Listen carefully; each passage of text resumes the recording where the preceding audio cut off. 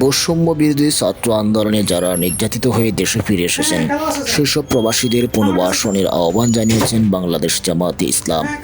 এক বিবৃতিতে এই আহ্বান জানান দলটির সেক্রেটারি জেনারেল ও সাবেক এমপি অধ্যাপক মিয়া গোলাম ফরোয়ার।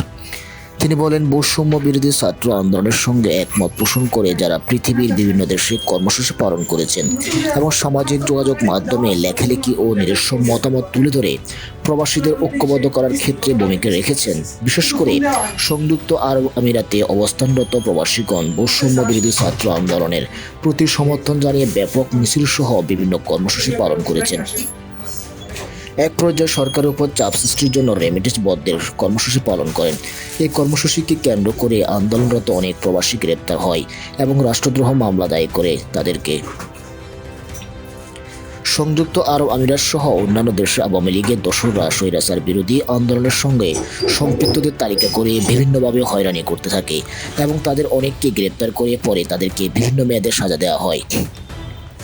তিনি আরও বলেন, স্বৈরাচারের পতনের পর অন্তর্বর্তীকালীন সরকারের প্রধান উপদেষ্টা ডাক্তার মোহাম্মদ ইউনূস ব্যক্তিগত উদ্যোগের মাধ্যমে কয়েকশো প্রবাসী যুক্ত হয়ে বাংলাদেশে ফেরত আনতে সক্ষম হয়। এসব প্রবাসীরা অর্থনৈতিকভাবে ব্যাপক ক্ষতিগ্রস্ত হয়েছে। তাদের আন্দোলনের দেশে বিদেশে স্বৈরাচার বিরোধী আন্দোলনকে শক্তিশালী করে।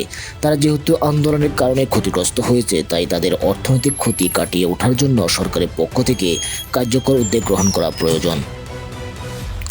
তিনি বলেন, যারা বিদেশে যেতে চান তাদেরকে বিদেশে যাওয়ার ক্ষেত্রে সহযোগিতা করা এবং যারা দেশে চাকরি করতে চান তাদের চাকরি ব্যবস্থা করে দেওয়া, বয়স্কদের বিভিন্ন প্রকার সরকারি ভাতার আওতায় এনে পুনর্বাসনের কার্যক্রম উদ্যোগ গ্রহণ করার জন্য আমরা সরকারের প্রতি আহ্বান জানাচ্ছি।